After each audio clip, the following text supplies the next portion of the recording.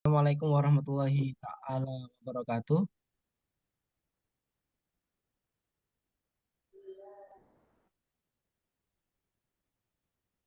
Sebelumnya apakah suara saya bisa didengar ya? Ya, jelas. Mendengar, Mas. Oke. Bismillahirrahmanirrahim. Alhamdulillahirabbil wassalatu wassalamu ala asyrafil anbiya wal mursalin sayyidina wa maulana Muhammadin wa ala alihi washabihi ajmain. Abadu yang sama-sama kami hormati. Pemateri pada diskusi malam hari ini yaitu Dr. Fakhruddin Abdul Qadir yang biasa kita sapa Pak Yai Fakhruddin. Lalu kemudian yang sama-sama kami hormati Ketua Mas Nawawi Institut, Mas Arisya Abdur Zukroni, SHMA, yang sama-sama kami hormati pimpinan redaksi Mubadalah ID, serta yang kami hormati bersama yaitu para hadirin yang mengikuti diskusi pada malam hari ini. Oke, perkenalkan saya Muhammad Fauzan Niami yang akan memandu jalannya diskusi pada hari ini. Saya asli dari Jombang, masih melakukan studi program doktoral di UIN Maulana Malik Ibrahim Malang. Oke, untuk selanjutnya saya bacakan rangkaian acara pada diskusi malam hari ini. Yang pertama yaitu pembukaan, yang kedua ada sambutan dari Ketua Mahkamah Institut, lalu kemudian sambutan dari pimpinan redaksi Mubadalah, lalu yang selanjutnya keempat yaitu penyampaian materi, lalu kemudian sesi diskusi dan eh, terakhir yaitu penutup. Mari kita buka acara ini dengan membaca Ummul Quran dengan harapan semoga acara diskusi kita pada malam hari ini bisa berjalan dengan lancar dari awal hingga akhir ila dinah wala kuliyatin jati soleh. Al-Fatihah. أعوذ بالله من الشيطان الرجيم بسم الله الرحمن الرحيم الحمد لله رب العالمين الرحمن الرحيم مالك يوم Alhamdulillah. Amin amin ya rabbal alamin. Acara selanjutnya yaitu sambutan-sambutan. Sebelum eh, menyerahkan kepada para materi dan para sambutan ini, kami perkenalkan bahwa eh, kita dari Masnawi Institute adalah organisasi yang mewadahi diskusi antara mahasantri dan juga para akademisi dengan topik pembahasan seputar fikih, lalu kemudian membahas isu-isu aktual kontemporer dan juga hikmah kehidupannya. Itu tujuannya untuk memberikan ruang bertukar pikiran serta berdiskusi antara mahasantri dan juga akademisi guna menyikapi lalu kemudian merespon dan menjawab problematika dan isu kontemporer yang perlu dibahas. Adapun program Masnawi sendiri itu yaitu yang pertama ada Fikih Talk, lalu kemudian ada Book Talk, ada Free Talk dan juga Quote Hikmah. Nah, sambutan pertama yaitu akan disampaikan oleh Mas Arisi Abror Zukroni SMH sebagai Ketua Mahkamah Institut. Waktu dan tempat kami persilahkan. Baik, terima kasih Mas Fauzan Ni'ami. Pada yang terhormat Yai Fakhruddin Abdul Qadir, pada yang terhormat pimpinan redaksi Modal ID, pada yang terhormat Bu Devi Alfi Mafiroh yang saat ini mewakili Bu Zahra yang sedang berhalangan gitu. Pada teman-teman dari UIN, dari IAIN, dari Pondok Pesantren, dari Ma'had Ali, ini Alhamdulillah insya Allah komplit nih. Semuanya ikut hadir dalam kajian eh, yang mendaftar lebih dari 100 orang. Jadi ini di luar prediksi kita ya. Alhamdulillah. Eh, Pertama, kenapa kami mengangkat tema Maqasid Syariah Mubadalah ini? Eh, Kebetulan saat itu saya berkesempatan ikut konferensi IJIS ya tahun 2023. Kemudian kebetulan juga ada Yai Fakhruddin Abdul Qadir yang ikut mempresentasikan makalahnya. Kemudian saya penasaran, ini apa ini Maqasid Syariah Mubadalah? Sehingga walaupun saya punya jadwal di ruang lain, saya hadir di ruangnya Yai Fakhruddin Abdul Qadir saat itu. Kemudian dari situ saya terngiang-ngiang terus, Hanya saja kemudian saya cari sumbernya dari artikel jurnal ataupun dimanapun, mungkin masih sulit ya, karena ini mungkin masih baru. Untuk itu, untuk memudahkan kami para mahasiswa, para santri untuk bisa mengakses, memahami, kemudian untuk kepentingan riset kami juga, mungkin saya juga dengan teman-teman juga tengah melakukan riset tentang Makosid Syariah Kumbadala ini, sehingga alhamdulillah saat ini dilalah Yai Fakih sakit rawuh. Kami harap nanti Yai Fakih dapat memberikan penjelasannya pada kita semua. Mudah-mudahan acara ini dapat berjalan dengan lancar. Kurang lebihnya mohon maaf. Assalamualaikum warahmatullahi wabarakatuh. Waalaikumsalam warahmatullahi wabarakatuh. Waalaikumsalam warahmatullahi wabarakatuh. Terima kasih Mas Abror atas sambutannya. Jadi itu cikal bakal dari munculnya diskusi ini. Jadi bermula dari yang pertama ITIS dan juga kita diskusikan di grup itu Mas Abror ya mengenai tentang eh makot Ya, syariah kemudian lalu kemudian sampai alhamdulillah bisa rame kemarin.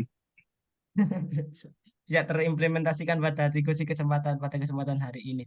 Selanjutnya yaitu eh, sambutan yang dari Pimret Mubadalah yang saat ini akan diwakili oleh Neng Vivi Alfi Maufiro.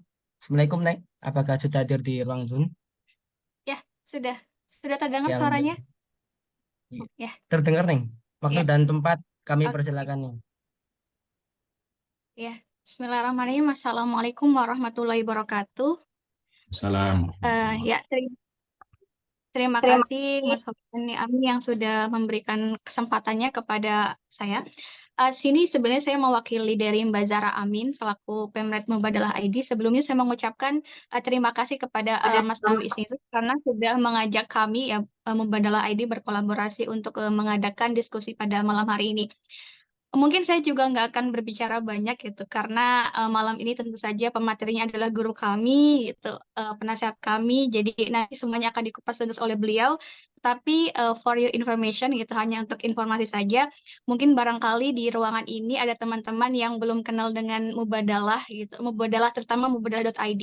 Jadi kalau kita ngomongin Mubadalah itu ada tiga hal yang harus kita bedakan itu ruangnya. Yang pertama mubadalah sebagai perspektif, metode, dan juga kajian yang ini sendiri otoritasnya adalah punya Pak Fakih gitu kan, beliau sebagai foundernya dan beliau juga yang punya konsepnya ini. Dan di mubadalah sebagai metode dan sebagai perspektif ini semua orang bisa mengkajinya gitu, menganalisisnya, menggunakan mubadalah sebagai pisau analisis dan juga menggunakan mubadalah barangkali untuk memberi masukan dan sebagainya itu boleh sekali. Dan ada juga mubadalah sebagai gerakan gitu. Dan mubadalah sebagai gerakan juga sudah banyak juga teman-teman yang menggunakan istilah ini. Misalnya teman kami atau jaringan kami di Lampung yang menggunakan nama mubadalah sebagai gerakan untuk pengelolaan sampah yang disebut dengan Bank Sampah Mubadalah. Dan kemudian yang ketiga, mubadalah sebagai media. Nah, mubadalah sebagai media ini ya mandatnya di kami, di Mbak Zahra sebagai pemretnya, dan saya membantu Mbak Zahra memegang media sosial. Nah, kalau mubadalah sebagai media, maka disebutnya dengan mubadalah.id. Nah, mubadalah.id ini bertugas untuk menyebarkan konten, kemudian tulisan-tulisan, semuanya informasi terkait dengan gerakan, perspektif mubadalah dalam bentuk tulisan dan juga konten-konten kreatif. Dan tentu saja siapapun yang kemudian tertarik untuk menuliskannya gitu kan, ingin menjadi kontributor mubadalah itu sangat welcome sekali kami di dalam pengelolaan media dan website ini. Nah, kemudian sebenarnya ada satu catatan gitu ya. Mungkin ini reminder juga untuk saya dan kawan-kawan barangkali ya. Jadi kan mungkin karena tadi flyernya itu kan tersebar juga di di medsosnya mubadalah.id gitu. Kalau kami kan memang sangat concern sekali untuk memberi ruang dan memberi ruang kepada perempuan gitu. Jadi ketika flyer itu tersebar di Mubadalah itu mungkin karena followers kami juga sudah tereduket gitu kan. Jadi ketika flyernya isinya laki-laki semua, jadi mereka menganggapnya itu male panel gitu. Tapi ini mungkin untuk catatan ke depan gitu ya, barangkali di kami kalau kerjasama lagi dengan Mubadalah untuk membuat diskusi ataupun barangkali juga di Mas Nawi juga di next kemudian juga membuat diskusi. Jadi kayak dalam forum diskusinya kemudian memunculkan juga perempuan gitu biar nggak terlihat embel panel gitu. Karena kan kami juga Mubadalah sendiri sangat mendorong agensi perempuan gitu ya ketika dalam ruang-ruang apapun gitu. Mungkin itu saja. Terima kasih sekali lagi atas kolaborasinya dan semoga teman-teman juga mengikuti diskusi ini dengan baik gitu dan sangat terbuka sekali jika nanti ada refleksi, catatan dan lain sebagainya yang mau dikirim ke Mubadalah ID boleh ataupun kalau misalkan teman-teman posting di media sosial boleh juga nanti di tag Mubadalah ID. Mungkin cukup sekian dari saya. Terima kasih. Semoga diskusi kita berjalan lancar. Assalamualaikum warahmatullahi wabarakatuh. Waalaikumsalam Salam. warahmatullahi wabarakatuh. Assalamualaikum Terima warahmatullahi kasih Neng Fevi ya udah memberikan catatan untuk kami Mas Nawi Institute ya. Semoga kedepannya nanti Mas Nawi lebih lebih aware. Tidak hanya memandang laki-laki tapi juga perempuan juga dimasukkan ke bayar atau fund untuk diskusi kedepannya. Terima kasih ya Neng Fevi ya. Ya. Oke, mungkin acara selanjutnya, acara yang kita nantikan pada malam hari ini, yaitu diskusi dengan tema Kupas Tuntas Makosid Syariah Mubadalah menuju fikih inklusif dan responsif. Nah, nanti kita akan berdiskusi tentang latar belakang seperti apa sih, lalu kemudian kebaruannya seperti apa, definisinya juga seperti apa, dan yang paling penting adalah contoh pengaplikasian dalam kehidupan sehari-hari. Nah, sebelum masuk, saya izinkan sebagai moderator eh, membacakan CV singkat beliau. Meskipun kita udah tahu lah sosok beliau itu seperti apa, tapi alangkah baiknya saya sebagai moderator ingin menyampaikan bahwa narasumber pada kita hari ini adalah Kang Fakihudin Abdul Qadir atau kita biasa panggil Pak Yai Fakih yang lahir di Cirebon. Beliau S1 double degree pada Fakultas Dakwah Abu Nur dan Fakultas Syariah Universitas Damaskus. Lalu kemudian S2-nya beliau raih di Universitas Khartoum dan S3-nya ditempuh di UGM Yogyakarta. Nah, beliau ini juga merupakan penulis yang produktif yang salah satu karya atau magnum opusnya yang sering kita buat referensi di perkuliahan ataupun ketika menulis tugas riset itu adalah Qiraah Mubadalah ya. Tafsir progresif untuk keadilan gender dalam Islam yang sangat memberikan Berbayar apa ya, gratis paradigma gratis. baru bagi keilmuan di Yang berbayar Indonesia. rencana pendidikan. Gitu ya. Oke, Assalamualaikum Pak Yai Fakih. Apa berarti? Waalaikumsalam warahmatullahi wabarakatuh. Oke, bisa langsung dimulai nggih, Pak Yai Fakih diskusinya nggih. Oke, waktu saya berapa menit untuk presentasi? Waktu untuk dipaparkan maksimal 30 sampai 40 menit Pak Yai, kemudian dilanjut dengan diskusi. Ya, nanti silahkan sambil dikawal ya. Terima Oke, Pak kasih Yai, siap. Mas Fauzan ya. Assalamualaikum warahmatullahi wabarakatuh. Waalaikumsalam. Bismillah, alhamdulillah, wassalatu wassalamu ala rasulillah wa ala alihi wa sahbihi wa mawalah amma ba'd. Yang terhormat Mas Abror dari Mas Nawi Institute, Mas Fauzan, dan Mbak Fevi. Teman-teman sekalian semua, ini memang diskusi pertama ya, terkait dengan Maqasid Syariah Mubadalah. Jadi karena itu ini pasti akan berbeda dengan yang di ICIS ya, karena ICIS itu waktunya sangat pendek, 5 menit, dan yang lebih dipentingkan pada saat itu lebih kepada soal KUPI dibanding soal konsepnya. Tapi pada malam hari ini kita akan bicara konsepnya dengan lebih leluasa. Nanti pendalamannya bisa lewat pertanyaan atau juga bisa lewat riset berikutnya yang tadi sudah dijanjikan oleh Mas Fauzan dan Mas Abror ya. Dan seluruh teman-teman yang hadir bisa ikut meneruskan, mungkin bisa mencari inspirasi untuk bikin skripsi, tesis, disertasi atau yang lain. Jadi tapi yang perlu ditekankan juga bahwa qiraah mubadalah itu sesungguhnya tidak sekedar relasi gender. Hanya saja saya lebih banyak mengaplikasikannya pada isu gender karena kebetulan aktivitas saya lebih banyak di situ sejak tahun 2000. Tetapi secara konsep sesungguhnya qiraah mubadalah itu bisa untuk berbagai relasi. Nah, karena itu buku yang terakhir juga saya tulis relasi mubadalah antara umat Islam dan umat agama yang lain.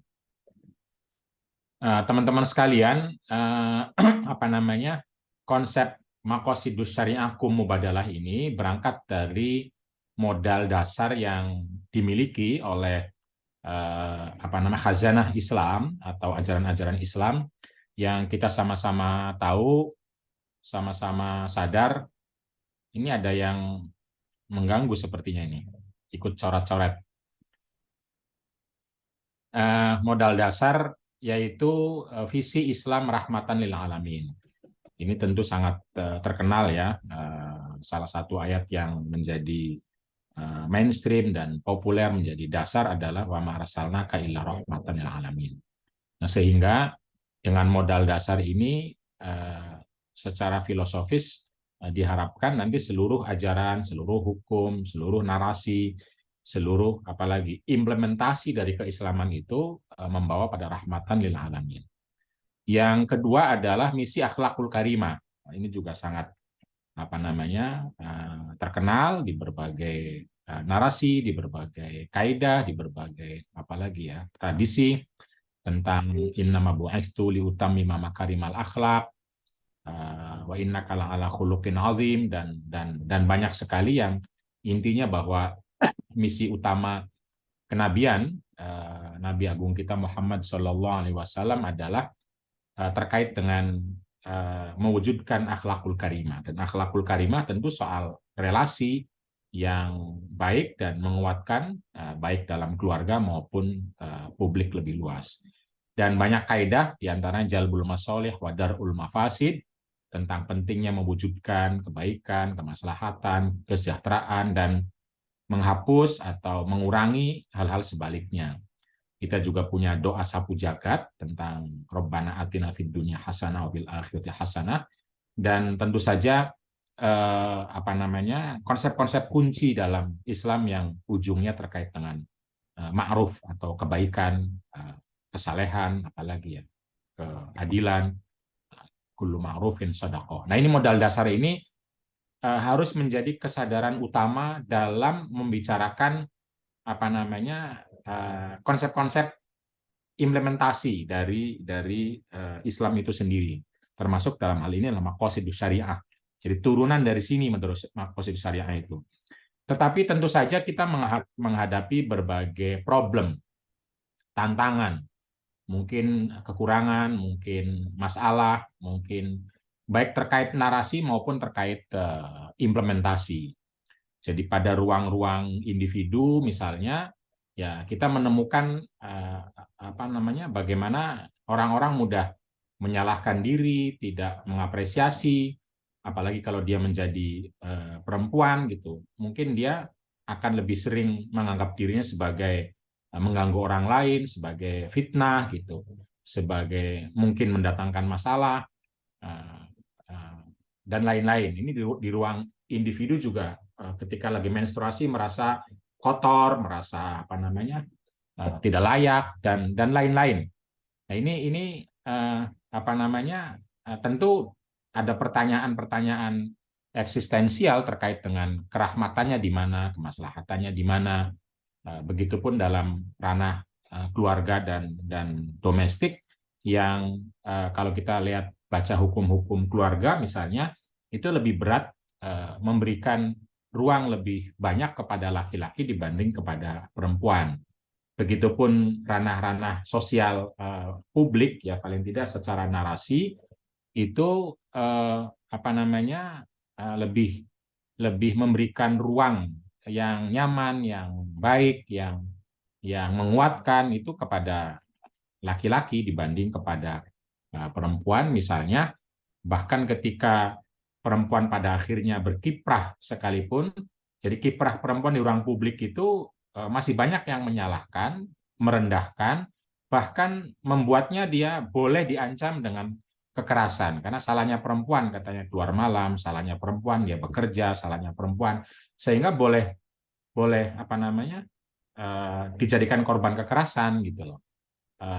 Kalaupun kalaupun dia mungkin tidak menjadi korban, itu perempuan sendiri menghadapi berbagai tantangan dan bisa jadi menyalahkan diri sendiri, misalnya ketika rumahnya berantakan, keluarganya kurang baik gitu, dan lain-lain. Secara implementasi bahkan narasi-narasi terkait hal ini kita banyak temukan. Nah, sehingga pertanyaan kuncinya nanti bagaimana merumuskan kemaslahatan pada isu-isu seperti itu. Begitupun mungkin kebijakan perundang-undangan ya yang sekalipun mungkin dengan bahasa netral, tetapi netral artinya untuk semua rakyat, semua warga, tetapi nyatanya perempuan tidak memperoleh perlindungan yang cukup. Jadi tidak kebutuhan-kebutuhan terkait dengan misalnya ketika menstruasi, ketika hamil, atau ketika begitu juga untuk orang-orang yang mungkin difabel dan lain sebagainya. Norma-norma juga kita masih sering dengar tentang konco winking, misalnya tentang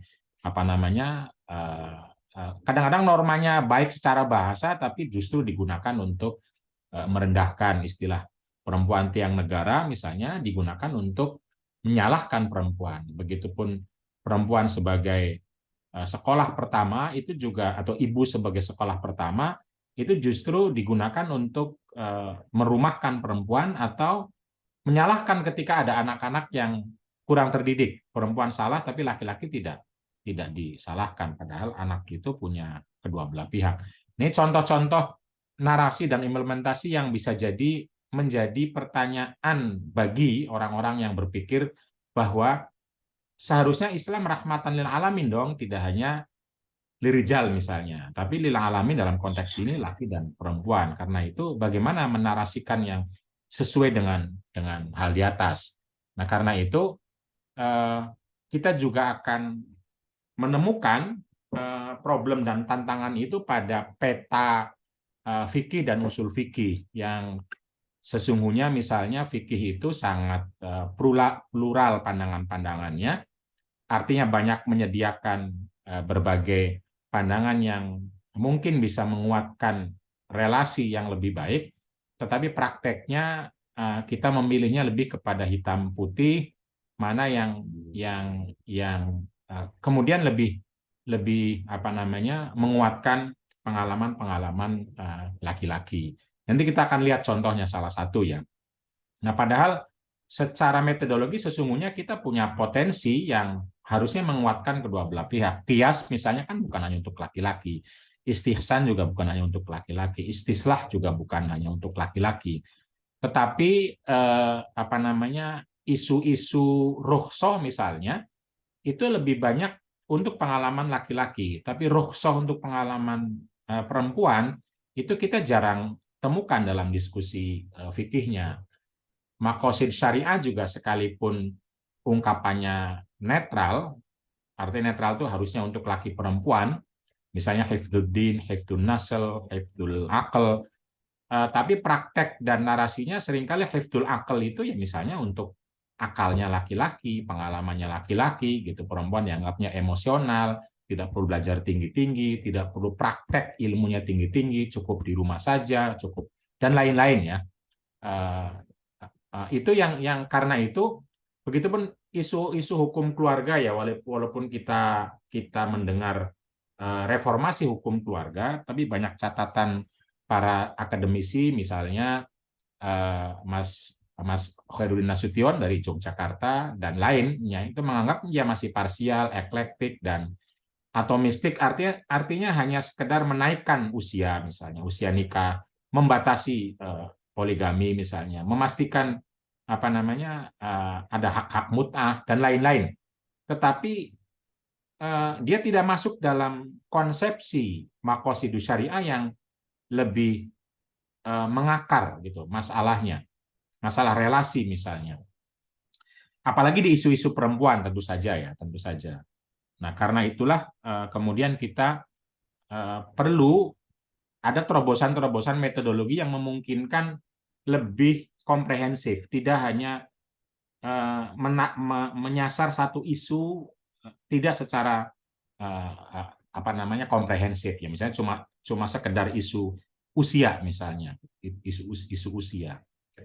Ya mungkin kita bisa ambil contoh satu ya tentang peta fikih ini. Ini tulisan ulama sekarang Mas ini, yaitu Al-Jazairi Al-Fiqhu ala madzahibil arba'ah.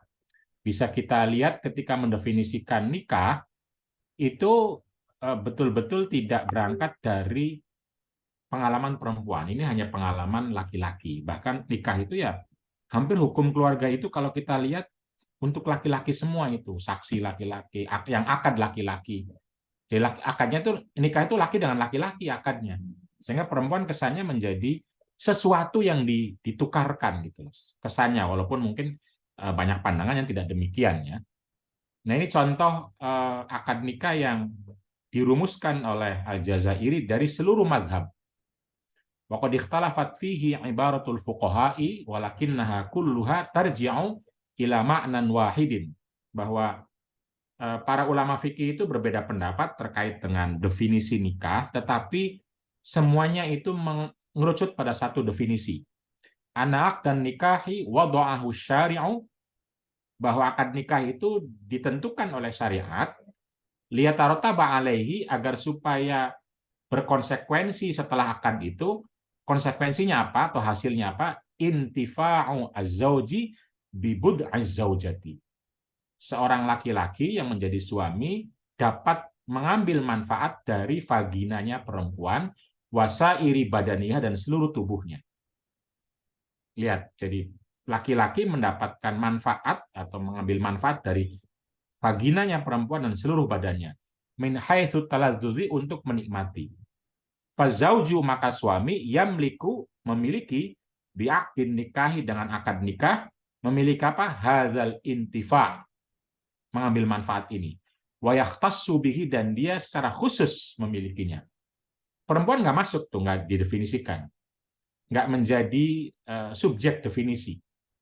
Nah, tentu saja terus dikritik oleh Abu Zahro ya, tapi maksud saya ini contoh bagaimana peta fikih kita yang sekalipun punya maqasidus syariah itu kurang atau bisa jadi sedikit sekali mengangkat pengalaman perempuan, kebutuhan perempuan, kemaslahatan perempuan.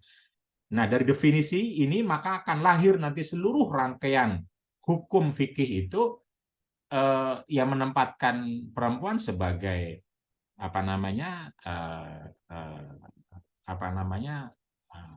alat atau objek atau apanya laki-laki gitu loh. Bukan sebagai zauj, kata Al-Qur'an kan zauj mitra, pasangan. Nah, harusnya kan kembali ke rahmatan lil alamin. Nah, karena itulah penting untuk mubadalah itu, karena kalau tidak kita akan konsepsi makosidnya sekalipun netral itu akan terbawa pada pengalaman laki-laki saja. Kalau tanpa kesadaran mubadalah itu. Nah, karena itu saya mengenalkan, atau paling tidak sesungguhnya sih sudah, ini hanya nama saja ya, maksudnya sesungguhnya sudah ada banyak upaya ya, pentingnya makosid menjadi kekuatan untuk rumusan-rumusan yang adil gender. Hanya saja banyak pihak melihat belum utuh dalam arti misalnya baru sekedar makosid itu menjadi metodologi untuk isu perempuan. Jadi isu perempuan saja, bukan makosidnya sendiri secara konsep memang nuansanya laki perempuan untuk semua isu, bukan hanya isu perempuan gitu loh. Semua isu kehidupan. Jadi tidak hanya isu perempuan. Nah, istilah makosid syariah lin nisa itu untuk isu perempuan gitu. Makosid menyelesaikan isu perempuan, misalnya perkawinan anak, misalnya apalagi mungkin poligami, isu perempuan. Tapi isu kehidupannya, kehidupan itu artinya ya politik, sosial, ekonomi, apalagi pendidikan, dan seluruh isu-isu publik dan isu keluarga, itu harusnya sejak awal makosid itu ya mubadalah gitu loh. Maka makosid syariah mubadalah artinya adalah bagaimana konsepsi makosid itu langsung terjiwai, terbingkai oleh perspektif mubadalah. Yaitu cara pandang bahwa laki-laki dan perempuan adalah subjek penuh kehidupan dan manusia utuh. Sehingga relasinya itu kesalingan dan kerjasama. Bukan yang satu tadi ya, yang satu pengen dapat kenikmatan, lalu menikmati, yang satu hanya melayani gitu loh. Hanya melayani, tidak menikmati. Padahal kita tahu pandangan fikihnya nggak seperti itu sebenarnya. Tapi definisinya membuat orang lalu terkesan ya nikah itu memiliki perempuan, gitu, menguasai perempuan. Bukan hidup bersama, tapi menguasai, memiliki. Lalu kalau salah nanti nusus, kalau laki-laki salah bukan nusus gitu loh. Nggak apa-apa, itu biasa aja. Nah itu tidak dalam konteks hukum keluarga. Nanti makosidnya apapun, mulai dari khitbah, akad, kalau tanpa mubadalah itu makosidnya hanya untuk laki-laki semua nantinya, walaupun netral sesungguhnya ya. Nanti akad untuk kepentingan laki-laki, punya anak untuk kepentingan laki-laki, hamil untuk kepentingan laki-laki, suara perempuan, kebutuhan perempuan, kepentingan perempuan tidak muncul ya karena kesadarannya kurang. Nah, itu kira-kira.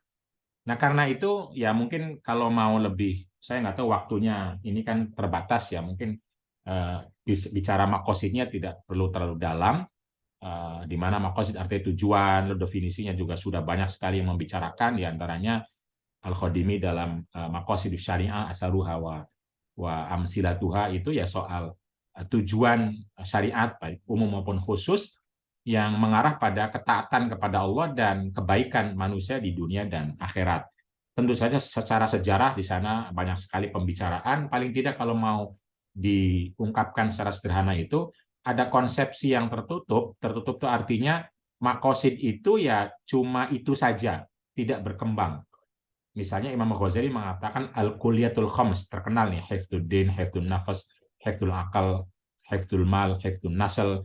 Lalu Qarafi menambah satu lagi sehingga kulliyatul khamsah itu hifdzul ard. Kiai Al-Yafi menambah lagi hifdzul bi'ah misalnya. Tapi tertutup, tapi ada tambahan-tambahan. Jadi lalu semua ulama mengaitkan seluruh isu makosid kepada 5 hal ini, 5 konsep ini. Kita tahu kalau di Indonesia misalnya kita punya Gus Dur, kita punya Ibrahim Hussein gitu, kita punya ya banyak ulama ya, itu cukup menurunkan dari Kulliyatul Khams ini untuk isu-isu publik dan isu-isu keluarga begitu, tanpa menambahkan yang baru. Tetapi beberapa ulama, kalau kata Hashim Kamali, sejak diantaranya yang pertama mengatakan Ibnu Taimiyah, itu makosid itu bersifat terbuka. Terbuka itu artinya tidak hanya 5, tapi bisa ditemukan lagi dari berbagai teks, dari berbagai khazanah, sehingga kita punya banyak makosid syariah yang bisa kita upayakan untuk diwujudkan dalam tatanan hukum Islam, di syariah gitu. Misalnya Ibnu Taimiyah mengatakan menghormati akad, itu termasuk makosid syariah. Rasyid Ridho juga menuangkan berbagai makosid, bentuk-bentuknya, misalnya reformasi sosial politik, reformasi pendidikan. Ibnu Ashur juga hurriyah, samahah, toleransi masuk makosid. Yusuf Qardawi juga memasukkan ukhuwah, adalah. Al-Yafi memasukkan bi'ah. Kalau perempuannya Dr. Profesor Zainab Ulwani menyebutkan sakanatul usroh itu merupakan makosid syariah. Jadi keharmonisan itu, kebahagiaan itu makosid syariah dalam hukum keluarga, sehingga dia harus menjadi pondasi awal gitu. Hashim Kamali sendiri dalam diskusi terkait makosid juga mengusulkan berbagai hal ya, hak-hak dasar manusia, pembangunan ekonomi. Begitupun Jasra Audah itu lebih komprehensif lagi ya, karena menganggap sebagai sistem nilai, sehingga dia akan masuk di seluruh sistem pengetahuan ya. Nah, silahkan dibaca di sana. Tapi yang ingin saya tekankan adalah bahwa apapun definisinya, apapun konsepnya, kemanapun arahnya, pastikan subjeknya adalah manusia, laki-laki dan perempuan. Disitulah kum mubadalah itu. Sehingga hifdzul bi'ah misalnya ya bi'ahnya manusia yang ada laki-laki dan perempuan nantinya. Karena itu apa strateginya? Bagaimana strategi bahwa maqasid itu kum mubadalah. Jadi berangkat dari definisi tadi, maka penting memastikan bahwa perempuan itu subjek kehidupan dan manusia utuh. Sehingga relasinya itu kerjasama dalam mewujudkan kebaikan hidup, yaitu jalbul masolih, dan menolak keburukannya, yaitu darul mafasid. Jadi kita punya kesadaran bahwa ketika ngomong kemaslahatan itu perempuan masuk sebagai subjek, jangan sebagai objek atau pelengkap gitu loh, sebagai subjek. Sehingga integrasi pengalaman perempuan itu menjadi niscaya dalam setiap rumusan konsep pengetahuan. Di antaranya maqasidus syariah gitu. Nanti ada contoh terkait hifdzuddin misalnya ya. Nah, karena itu strateginya dua untuk memastikan maqasid ini kum mubadalah. Pertama, kita harus sadar bahwa laki dan perempuan itu sama-sama hamba Allah. Sama-sama khalifah, sama-sama manusia utuh, subjek kehidupan penuh gitu. Nah, sehingga ya seluruh seluruh dimensi kemanusiaan perempuan itu harus dilihat dan dipertimbangkan. Jangan hanya lihat tubuhnya semata, fitnahnya saja, fitnah perempuan itu kan menggoda. Tapi perempuan punya akal, laki-laki punya akal, punya spiritual, punya peran sosial, dan juga sebagai khalifah fil ard gitu. Nah, ini fokus ini menjadi penting sehingga setiap kita membicarakan satu konsep atau satu bentuk maqasid baik tertutup maupun terbuka, itu perempuan dan laki-laki menjadi manusia utuh dan subjek penuh begitu dalam mewujudkan dan mencapai kebaikan maqasid itu. Nah, strategi keduanya itu adalah memperhatikan kekhususan perempuan sebagai manusia yang bisa jadi khas dan tidak dialami oleh laki-laki dalam pengalaman hidupnya. Jadi secara biologis misalnya perempuan mengalami menstruasi. Nah, laki-laki kan tidak. Nah, ketika dia punya kebutuhan tertentu, itu tidak bisa dipandang hanya sebagai kebutuhan perempuan, tapi kebutuhan manusia. Kalau kebutuhan manusia artinya harus diperjuangkan bersama oleh laki dan perempuan. Nah, itu kum mubadalah memastikan itu. Jadi tidak bilang, nah itu kan urusan kamu gitu loh. Bukan, tapi ini urusan kemanusiaan. Jadi membangun WC tempat yang nyaman bagi perempuan karena dia menstruasi itu urusan kemanusiaan gitu. Jadi bukan lalu tidak menjadi urusan publik sehingga terserah perempuan kalau dia punya ada, kalau enggak ada gitu loh. Nah, sementara kita tahu urusan laki-laki sudah banyak dipenuhi kadang-kadang gitu loh. Misalnya jalannya, misalnya motornya, misalnya transportasinya, misalnya apalagi mungkin merokoknya dan lain-lain ya. Itu kira-kira.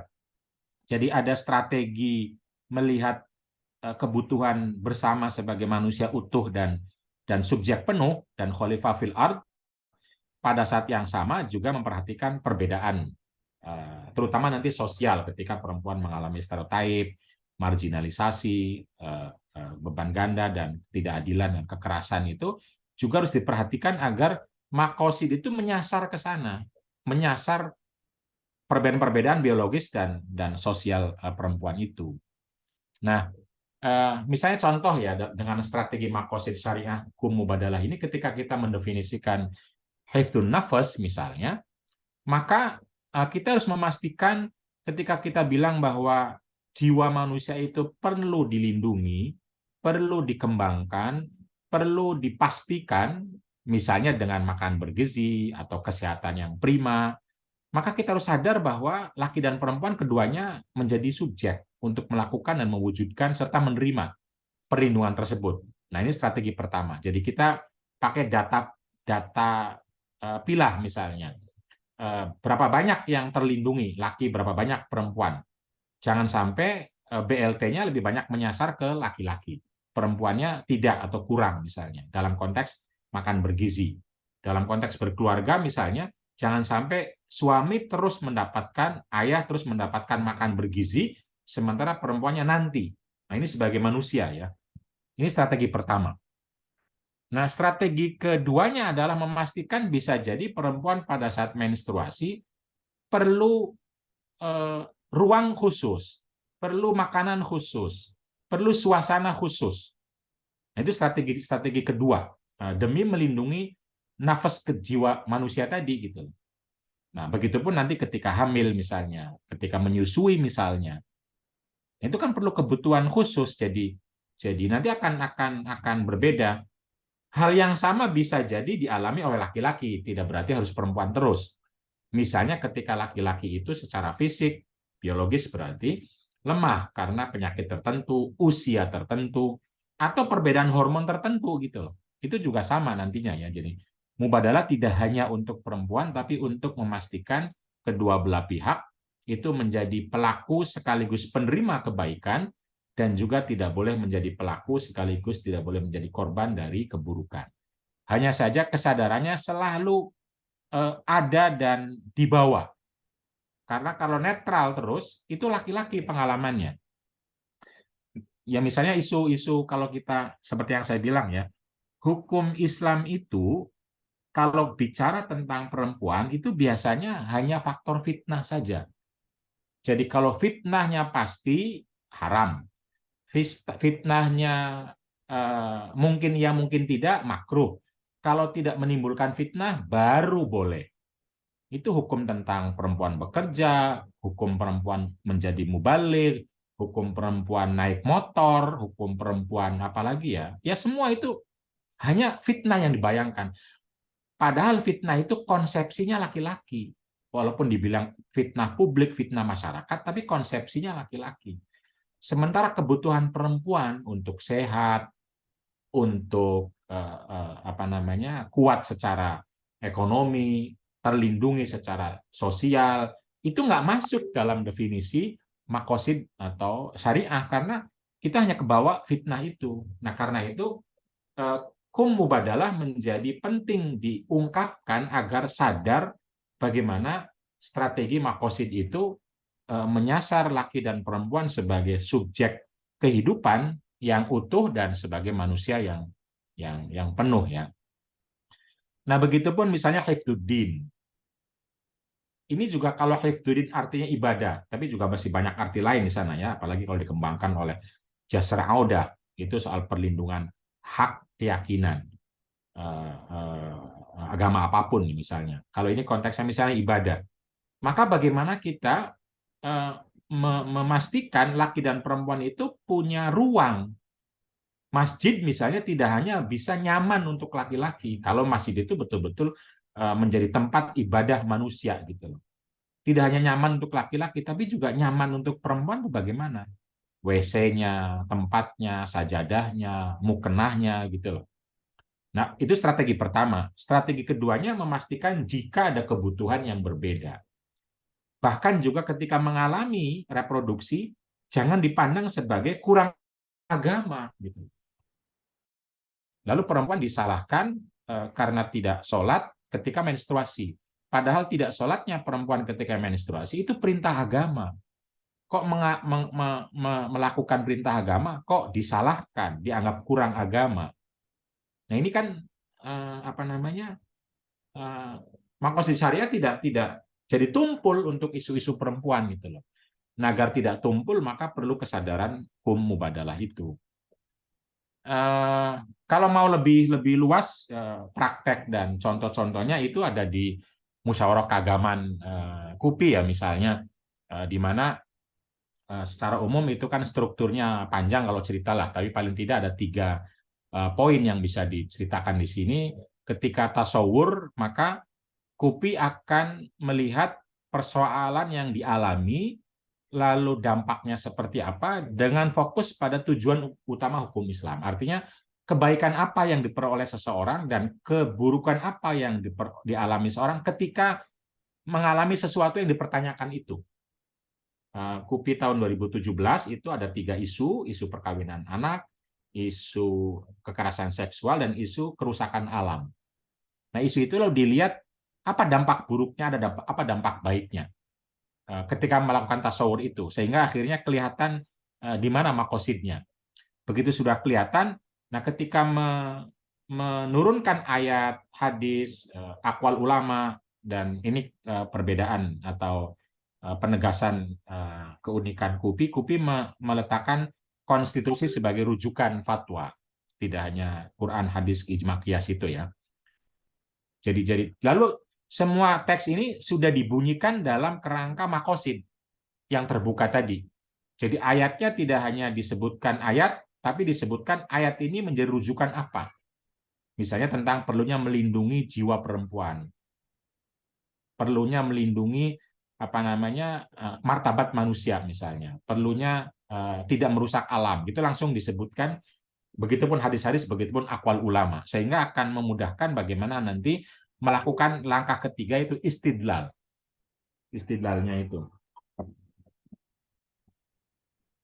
Sebentar ya. Halo, Bu. Itu, Kak. Ya, bentar.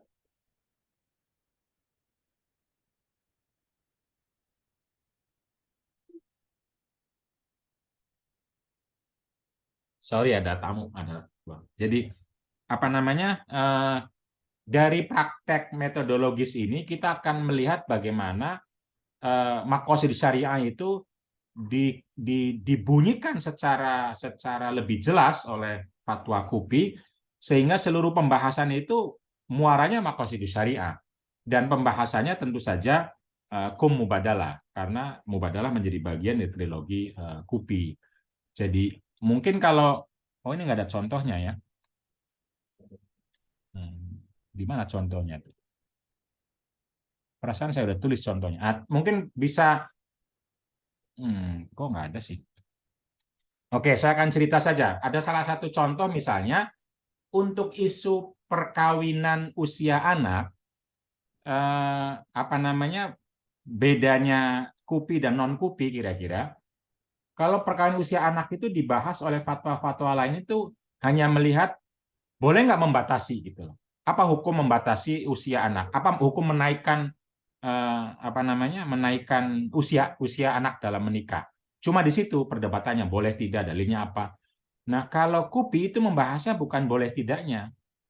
Membahasnya pada pentingnya memberikan perlindungan bagi anak yang masih rentan untuk memperoleh hak-hak dasar yang ada pada maqasid. Mulai dari hak beragama, pendidikan, mulai dari reproduksi yang kuat, dan lain-lain. Jadi, memastikan bagaimana anak itu memperoleh perlindungan. Nah, itu. Begitupun ketika bicara tentang, anggaplah korban perkosaan itu hamil. Nah, kalau fatwa lain itu bicaranya boleh tidak aborsi gitu loh. Kapan usianya? Nah, KUPI nggak begitu membahasnya. Karena kalau boleh tidak aborsi dan kapan usianya, ini perempuan menjadi objek gitu loh. Menjadi objek untuk boleh tidak aborsi. Nah, padahal perempuan itu ketika menjadi korban itu boleh atau tidak aborsi, baginya itu masalah gitu loh. Karena dia perlu perlindungan gitu, perlu perlindungan. Jadi ketika dibolehkan aborsi, belum tentu ada dokter yang siap. Ketika tidak boleh pun tidak ada yang menemani mereka untuk bisa meneruskan kehamilannya. Nah, KUPI melihat sisi pentingnya perlindungan jiwa perempuan dari bahaya kehamilan itu. Sehingga mau keputusannya aborsi atau tidak, pertanyaannya adalah siapa yang melindungi perempuan ini? Siapa? Pemerintahkah? Ormas Islamkah? Keluargakah? Dan apa yang diberikan? Dia kan korban perkosaan gitu loh. Apa kewajiban yang kita lakukan agar rahmatan lil alamin, agar akhlakul karimah, agar maqasidus syariah gitu.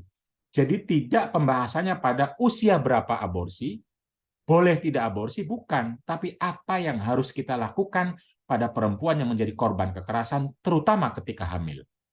Nah, itu perbedaan fatwa KUPI dengan fatwa-fatwa lain ya, fatwa lain. Nah, perasaan saya tulis tapi kok nggak masuk ya. Nah, karena itu ya secara singkat kalau mau ya, KUPI itu punya trilogi yang disebut ma'ruf, mubadalah, keadilan hakiki. Sekalipun tiga-tiganya ini bisa juga mubadalah, karena mubadalah juga sudah memasukkan tiga-tiganya. Cuma untuk memudahkan tiga kata kunci ini, ma'ruf itu ya tadi kebaikan-kebaikan yang ada di maqasidus syariah, kalau itu baik, maka mari kita mubadalahkan laki dan perempuan itu menjadi subjek penuh, pelaku sekaligus penerima manfaat kalau itu kebaikan. Kalau itu keburukannya tidak menjadi pelaku, tidak juga menjadi korban. Pada saat yang sama sadar pada posisi bisa jadi perempuan secara biologis dan sosial itu mengalami pengalaman yang berbeda, yang mungkin akan lebih rentan gitu lah. Ketika itu kita perlu berpihak secara adil kepada perempuan, dan mungkin juga dialami oleh laki-laki.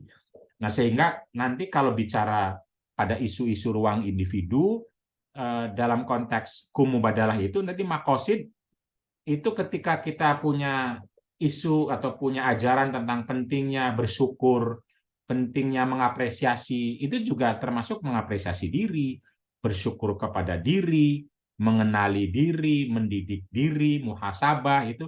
Dan ketika kita bilang diri, jangan pengalaman perempuan harus ikut pengalamannya laki-laki, ulamanya laki-laki. Karena dirinya bisa jadi pengalamannya berbeda. Berbeda dalam muhasabah, berbeda dalam apresiasi gitu.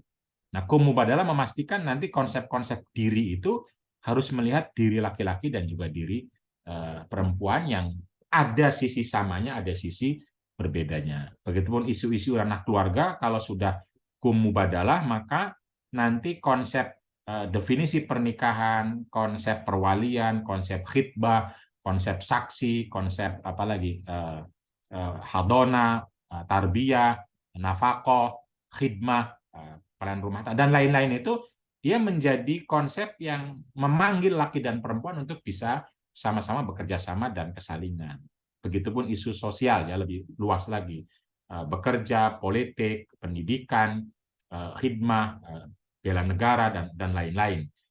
Kenapa kumubadalah ini penting? Agar supaya relasi itu nantinya betul-betul diwujudkan dalam bentuk yang bermartabat. Martabat artinya memandang kedua belah pihak sebagai sama-sama khalifah fil ard yang mulia, manusia yang mulia, yang kemudian ketika ada salah satu punya potensi lebih, harus memberdayakan yang kurang. Itu adalah adil itu. Sehingga kedua belah pihak lalu mengarah pada kemaslahatan. Kemaslahatan diri, kemaslahatan keluarga, kemaslahatan masyarakat, dan tentu saja kemaslahatan lebih luas lagi alam. Sehingga pernikahan itu tidak menjadi alat pemutus manusia, yaitu perempuan, dari kebaikan-kebaikan hidup. Jadi dari qabiltu itu lalu akhirnya perempuan jadi milik laki-laki, tidak punya ruang sama sekali untuk keluarganya, orang tuanya, tetangganya, publiknya gitu. Padahal dia adalah khalifah fil ard. Fil ard itu sejak rumah gitu. Jadi dia menjadi khalifah di rumah dan di luar rumah untuk mewujudkan kebaikan-kebaikan hidup yang secara konseptual rumusannya diantaranya ada pada maqasid syariah. Hanya saja jika tanpa kesadaran mubadalah, itu kemungkinan besarnya sebagaimana kita lihat ya dalam praksis narasi hukum keluarga, isu-isu sosial, bahkan isu-isu pengembangan diri, mindfulness, itu lebih banyak berangkat dari pengalaman laki-laki. Karena itu penting mengintegrasikan pengalaman keduanya, laki dan perempuan, sehingga konsepnya agar supaya sadar menjadi maqasid syariah hukum mubadalah. Terima kasih. Mangga kita berdiskusi. Wassalamualaikum warahmatullahi wabarakatuh. Waalaikumsalam warahmatullahi wabarakatuh. Terima kasih atas paparannya Pak Yai Fakih. Jadi teman-teman kita bisa pahami secara seksama ya, bahwa yang namanya maqasid kumubadalah itu bagaimana maqasid itu bisa terkoneksi dengan paradigma mubadalah sehingga bisa menyasar dan memastikan laki-laki dan perempuan itu sebagai subjek. Sehingga tidak ada lagi namanya bias persepsi yang kecenderungannya itu ke laki-laki atau ke perempuan. Jadi bagaimana cara menyamakan makosid ini bisa menjiwai terimplementasi dengan bagus dan baik sesuai dengan prinsip Islam rahmatan lil alamin. Dan tadi juga telah disampaikan bahwa ada dua strategi ya, yang mana kita bisa memakai makosid kumubadalah itu. Yang pertama kita fokus kepada persamaan laki-laki dan perempuan. Lalu strategi keduanya kita bisa memperhatikan lah khususnya pengalaman-pengalaman perempuan yang tidak dimiliki oleh laki-laki. Mungkin eh, acara selanjutnya yaitu diskusi. Di sini sudah hadir para tamu undangan, ada dari Mubadalah, ada dari Mat Ali Kebon Jambu, Mat Ali Lirboyo, kemudian juga ada dari Winsunan Ampel Surabaya dan juga Nawaning Nusantara. Silakan mungkin 3 penanya dulu ya untuk yang ingin diskusi dan angkat tangan, raise hand, ataupun juga bisa on cam. Oke, dari Mas Abdurrahman Muksid dulu ya. Mungkin bisa on cam, Mas Abdurrahman Muksid. Halo Mas Abdurrahman Muksid. Oke, bisa ini Mas, bisa mic-nya di on mic. Oke, waktu dan tempat kami persilakan. Ya, terima kasih atas waktu yang diberikan. Saya sangat tertarik ya, karena ini hal baru dalam pemikiran keislaman. Salah satu cara untuk mengistimbat satu hukum dan itu baru ya. Kemarin sempat diskusi ya di grup Mas Nawi itu, sempat ini tertarik untuk mengkaji bagaimana sih kumubadalah ya. Tapi di sini saya masih agak bingung terhadap kumubadalah itu. Jadi apa sih ya, urgensinya kumubadalah itu apa? Urgensinya kumubadalah itu apa? Sehingga seakan-akan tanpa kumubadalah maqasidus syariah yang ada itu hasilnya banyak mendiskriminasi terhadap perempuan. Apa sih urgensinya gitu? Sehingga terjadi hal seperti itu ya. Kayak maqasidus syariah sekarang itu jelek gitu. Jadi banyak mendiskriminasi perempuan. Saya minta itu ya. Itu intinya. Terus saya minta contoh dari hasil maqasidus syariah yang ada sekarang yang itu mendiskriminasi perempuan. Nah, saya dengar dari penjabaran penjelasan Kiai Fakih tadi, contoh-contohnya itu kejelekan-kejelekan yang dipaparkan, yang mana laki-laki mendiskriminasi perempuan itu bukan hasil dari maqasidus syariah, bukan hasil dari istimbat menggunakan maqasidus syariah, tapi hasil dari hasil dari kesalahan pemikiran laki-laki terhadap maqasidus syariah, tapi bukan kesalahan maqasidus syariah sendiri, seperti laki-laki ketika wanitanya haid tidak diberikan kebutuhan yang mencukupi. Loh, padahal maqasidus syariah tidak seperti itu gitu. Maqasidus syariah tidak seperti itu. Tidak pas mengajarkan kalau wanitanya haid tidak harus dicukupi gitu. Jadi sepertinya paparan yang tadi dijelaskan itu akal-akalan gitu. Saya menerimanya seperti itu. Jadi akal-akalan sehingga dicari kejelekannya yang nantinya kumubadal bisa diterima. Nah, padahal kejelekan-kejelekan itu dari pikirannya sendiri, bukan dari hasil maqasidus syariah yang sudah ada. Oke, terima Kurang kasih Musid ya. itu Udah bisa dipahami oleh moderator. Oke. Dua pertanyaan Mas Muksid ya. Oke, terima kasih Mas Muksid.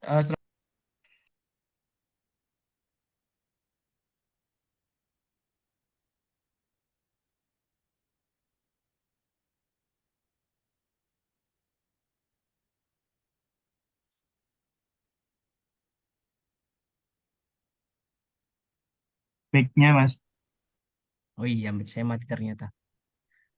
Dari selanjutnya yaitu dari Mbak Alvita Niamullah yang sudah resen, mungkin bisa memungkinkan untuk on cam.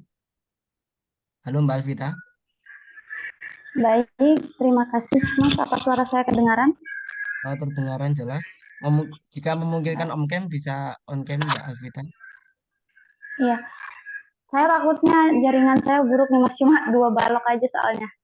Oh, baik-baik. Silakan Mbak Alfi. Jadi mohon maaf tidak on cam. Terima kasih kepada Mas Nawi Institut telah mempersilahkan saya untuk bertanya. Jadi beberapa waktu lalu saya ada membaca bukan curhatan ya, lebih ke sharing pengalaman bahwa ada beberapa perempuan yang ketika mereka hamil itu ini salah satu perempuan itu hamil, kemudian dia ngidam. Saat dia mengidam itu kehamilan di anak kelima, terus suaminya itu mengentengkan, mengatakan bahwa masa sudah hamil kelima saja masih ada ngidam-ngidam gitu, manja banget.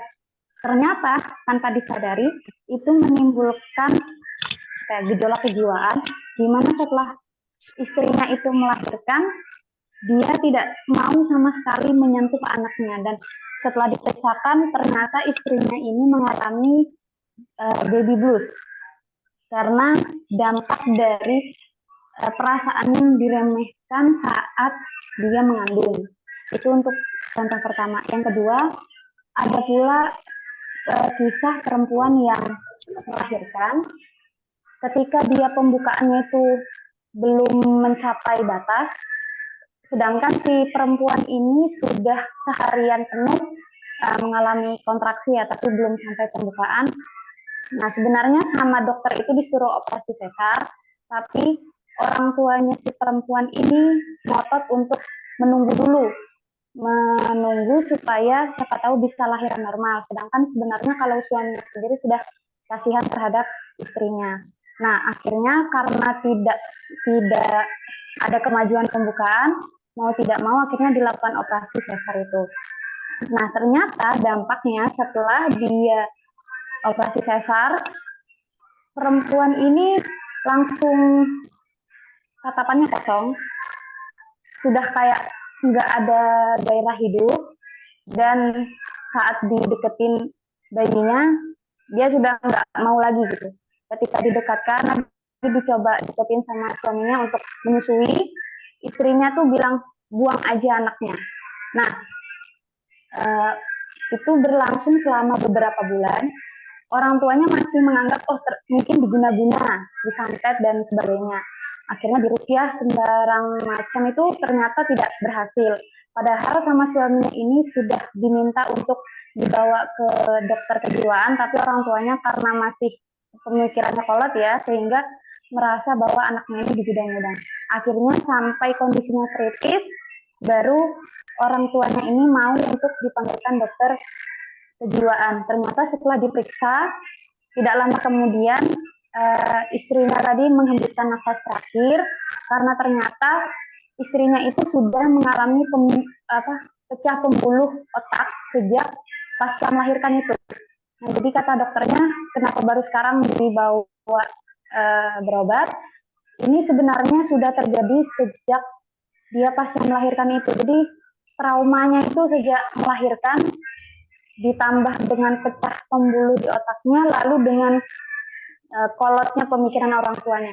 Jadi yang ingin saya ingin minta tanggapan, bagaimana Fikih Mubadalah ini menanggapi kondisi kejiwaan perempuan hamil, di mana kan perempuan hamil itu wahnan ala wahni ya, beratnya itu bertambah-tambah, sedangkan masyarakat kita itu beranggapan bahwa hamil itu ya mudah aja gitu kan, tidak semudah mereka membayangkan posisi perempuan, karena hamil itu tidak sekedar dicukupi dari nutrisi makanannya, tetapi sebenarnya perlu perhatian dari kondisi kejiwaannya, karena ini juga berkaitan dengan hifzul nafas. Nah, apalagi sampai ini kejiwaannya mengancam nyawanya sendiri. Nah, itu saja yang bisa saya tanyakan. Bisa dipahami ya, Mbak Alvita. Iya. Oke, terima kasih banyak Mbak Alvita ya. Baik, terima kasih banyak. Mungkin selanjutnya kita geser ke satu pertanyaan lagi, kita geser ke kolom, yaitu sudah ada Ibu Aspiah Kasdiani. Halo, Assalamualaikum Ibu Aspiah. Apakah beliau hadir di ruang room Zoom? Kalau tidak, mungkin kita bisa bergeser ke Mat Ali Kebun Jambu. Silakan. Baik, mohon maaf, Baik. mohon maaf. Dari Ibu Aspia. Iya, baik. Oh, Mohon maaf, baik. saya tidak Silakan. bisa untuk on cam soalnya ini jaringannya tidak baik. Oh, baik. Baik, Ini buat Ibu Aspia langsung intinya saja supaya panjang diskusi kita nanti. baik, baik. Terima kasih untuk waktunya, moderator. Baik, saya mau bertanya mengenai dalam beberapa kasus pelecehan seksual, namun seakan-akan tidak terselesaikan dengan baik. Bagaimana melihat dari sisi mubadalahnya? Dikarenakan seakan-akan kasus pelecehan ini hanya dianggap kasus sepele saja. Terima kasih. Oke, baik. Terima kasih Ibu Aspia. Ya. Mungkin 3 pertanyaan dulu, Pak Yai Fakih. Ya. Mangga. Oke, Pertanyaan pertama dari Mas Muksi tadi, urgensinya ya. apa kok seakan-akan itu hasil dari tanpa adanya kumubadalah itu banyak yang mendiskreditkan perempuan. Lalu contoh konkretnya itu seperti apa? Mendiskriminasikan perempuan seperti apa? Mungkin itu yang Ya, pertanyaan dari Mas Abdurrahman Musi. Mungkin bisa dijawab terlebih dahulu. ya. Seperti saya bilang bahwa secara konsep makosidus syariah itu memang netral. Netral artinya berbicara kepada manusia atau untuk manusia. Dan manusia seharusnya laki dan perempuan. Problemnya memang di implementasi. Betul kata sampean, implementasinya itulah. Nah, cuma karena kalau tidak ada kata kumubadalah, ini kesadarannya akan terus seperti itu, gitu aja. Nah, kumubadalah itu hanya mengingatkan saja. Jadi kalau sudah ingat ya nggak perlu silahkan, tapi prakteknya banyak yang tidak ingat gitu loh. Nah, kalau mau contoh ya seperti yang saya bilang tadi, contoh terkait dengan pernikahan misalnya, definisinya itu hanya tentang laki-laki gitu. Nah, nanti bisa baca di sini nih. Ini judulnya aja udah menarik sebenarnya nih. Al-usrah fi maqasidis syariah. Ini sudah jelas kata-katanya umum. Tetapi isinya ini masih banyak hanya bicara tentang makosidnya laki-laki gitu. Gitu. Misalnya mendidik itu harus laki-laki yang mendidik. Loh, gimana mendidik harus laki-laki coba balak kalau yang pinter perempuan? Mendidik itu kan yang mampu gitu loh. Kenapa?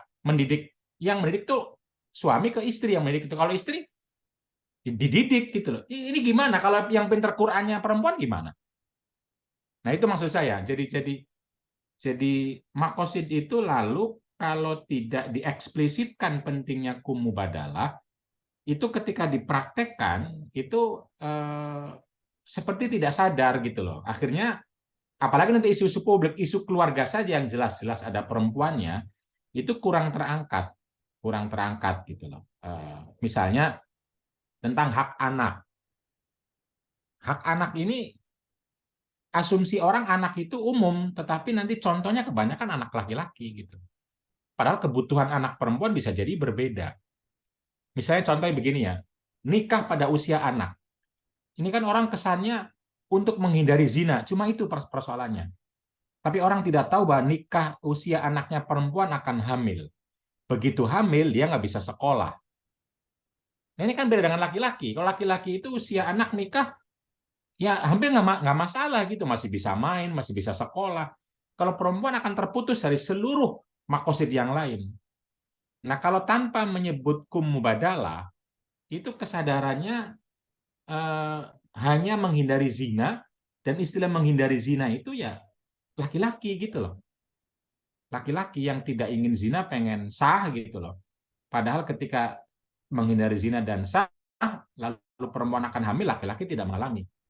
Tidak mengalami. Misalnya begitu, pertimbangan itu kurang kalau tanpa menyebut kumubadalah menurut saya. Tapi ya betul sesungguhnya soal implementasi aja pikirannya. Tapi nyatanya ya banyak kritiknya.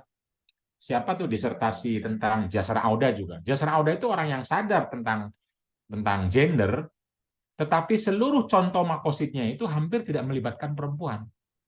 contoh makosidnya itu. Nanti dicek aja, ini kata yang meneliti di disertasinya sendiri dan itu diberikan oleh jasa das. Ya monggo siapa yang meneruskan, kira-kira begitu Mas Abdurrahman Muksid ya. Jadi sesungguhnya secara konsep setuju, nggak ada masalah sama sekali dengan makosid syariah, tetapi secara implementasinya jika tidak dikum-mubadalahkan, prakteknya itu kesadaran itu tidak muncul atau kurang, kalaupun bukan tidak kurang ya kurang. Nanti silahkan dicek aja pembahasan makosid syariah itu bagaimana menempatkan perempuan sebagai subjek ya, sebagai subjek. Jadi ketika hifdzuddin, hifdzun nafas, hifdzun nasl itu yang terbayang adalah nanti perlindungannya pengalaman kehidupan laki-laki. Contoh-contohnya dan lain-lain itu. Misalnya ya kita tahu dulu isu pendidikan itu pendidikannya laki-laki gitu loh. Begitu untuk kepentingan laki-laki. Misalnya sekarang ya ada nggak pendidikan menjadi suami yang baik, menjadi istri yang baik. Itu sebagai pendidikan tidak ada karena itu nggak penting laki-laki itu dia nggak pengen jadi orang baik gitu loh. Menjadi suami yang baik itu seperti apa gitu. Kan nggak ada kurikulumnya, nggak dilatih gitu. Orang nikah itu cuma satu, mau halal. Nah padahal kan nikah itu kan katanya membangun kehidupan. Nah, tapi kita kurikulumnya nggak ada. Hukum keluarga ada soal hukum halal haram, tapi bukan soal bagaimana memenuhi maqasidus syariah tadi. Untuk bisa tadi sakinah, mawaddah, warohmah itu apa ya kurikulumnya, apa pendidikannya, bagaimana caranya, bagaimana mengolah diri. Nah kita lupa ini tuh. Karena asumsinya keluarga urusan perempuan gitu loh. Mendidik, parenting itu urusan perempuan gitu. Itu kira-kira ya. Karena itu menurut saya sih, ya kalau kesadarannya sudah ada, ya nggak perlu ada kumubadalah. Sama sekali nggak perlu.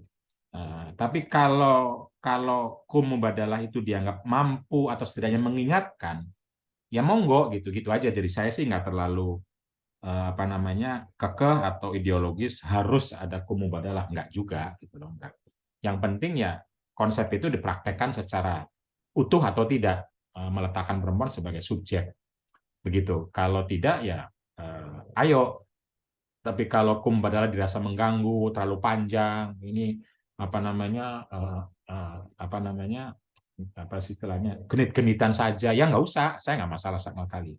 Nggak usah ada kumubadalah, nggak masalah sama sekali. Ini cuma mengingatkan bahwa konsep makosid itu dipraktekkannya, dinarasikannya, dipahaminya, saya tidak bilang jelek, tapi kurang melibatkan perspektif dan pengalaman perempuan. Kalau kurang itu artinya bukan jelek, tapi harus ditambahin gitu, harus dilengkapin. Begitu ya, dan tentu saja saya setuju sama Mbak siapa tadi yang bertanya kedua tadi bahwa ya itulah kumubadalah itu untuk memahami bahwa perempuan hamil itu bagian dari kehidupan. Kita punya hadis ummuka, itu jelas hadisnya. Dan narasi kita positif tentang itu. Tetapi secara makosid yang praktikal, itu gizi, energi, fasilitas perempuan hamil melahirkan menyusui itu minim. Sehingga kematian ibu dan anak itu masih tinggi, teman-teman, di Indonesia itu. Tinggi sekali. Kenapa? Karena makanya nggak diperhatikan. Suami yang mau berangkat kerja duluan itu yang lebih penting gitu loh. Pada saat hamil, pada saat menyusui, sehingga akhirnya stunting, nggak kuat untuk melahirkan, meninggal, fasilitasnya nggak cukup, APBN, APBD-nya lebih besar untuk beli senjata yang itu senjata milik laki-laki. Triliunan untuk senjata. Tapi untuk kesehatan ibu dan anak, kecil sekali.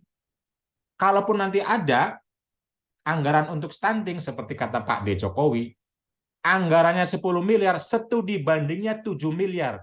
Siapa yang studi banding? Laki-laki lagi. Untuk stunting ibu dan anaknya, 3 miliar itu pun belum tentu sampai kepada perempuan. Nah ini makanya perlu kumubadalah. Dan tentu saja saya setuju bahwa perempuan hamil tidak sekedar gizi, tidak sekedar fisik, tapi juga psikologi. Yaitu pengalaman perempuan perlu perlu diangkat tuh begitu, sehingga tahu nanti ketika perempuan atau istrinya itu misalnya ngidam, itu suami tidak senaknya ngomong manja banget gitu aja ngidam. Itu kan ilusi, itu bohong. Kalau kamu cinta ya lakukanlah itu sebagai ibu yang kuat. Ya bukan begitu, kalau Anda paham ilmu psikologi perempuan itu bukan begitu ngadepinnya gitu. Itu malah kan down, ketika down dia akan susah untuk secara psikologi menghadapi kehamilannya. Tidak juga laki-laki sok jadi pahlawan, sok cinta banget 100% ketika lagi ngidam jam 1 misalnya malam minta dibelikan bakso, langsung lari cari bakso. Siap deh, saya cinta 100% gitu. Ya nggak begitu juga, karena belum tentu jam 1 ada bakso gitu loh. Jadi ngidam itu harus dipahami sebuah perasaan-perasaan, ungkapan-ungkapan yang sesungguhnya secara umum tidak semua ya, mungkin perlu diteliti soal ngidam nanti. Tapi secara psikologi itu adalah rasa kekhawatiran perempuan untuk tidak dilindungi, tidak ditemani, sehingga dia seperti ngetes suaminya itu. Dan keluar itu bukan karena keinginan, memang karena kebutuhan ketika dia hadir. Ketika COVID itu kan ada bakteri masuk ke tubuh sehingga orang bisa berimajinasi, berpikir macam-macam, berbau macam-macam, apalagi itu bayi yang masuk dalam kandungan. Maka hormon perempuan akan banyak berubah secara psikologi, berpikir, fisiknya juga, dan lain-lain. Ngidam itu salah satunya, walaupun tidak semua perempuan ya.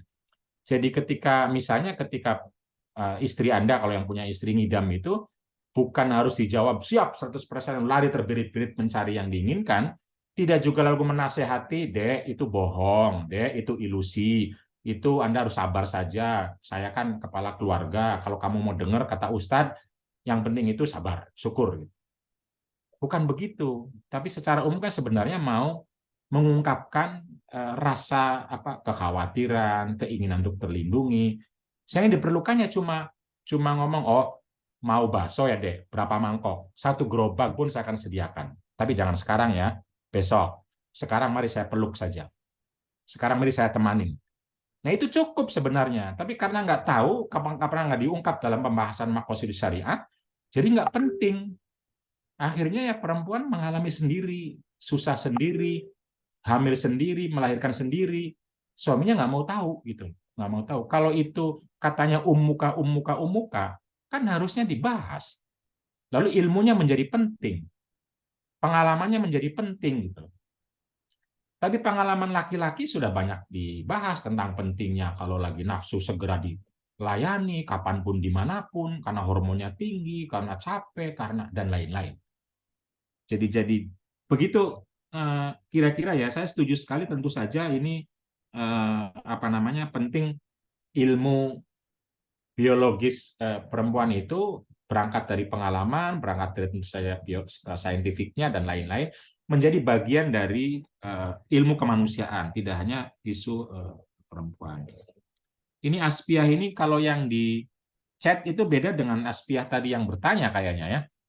Kalau yang bertanya soal bagaimana pelecehan seksual bisa selesai dengan baik, ya tentu tidak mudah artinya karena ini menyangkut berbagai hal ya, menyangkut kultur, norma, undang-undang, kebijakan, praktek di polisi, praktek dan lain-lainnya. Karena itu ya kita terus perlu berjuang bagaimana agar memastikan paling tidak sejak awal cara pandang kita tidak melihat perempuan sebatas urusan seks gitu loh.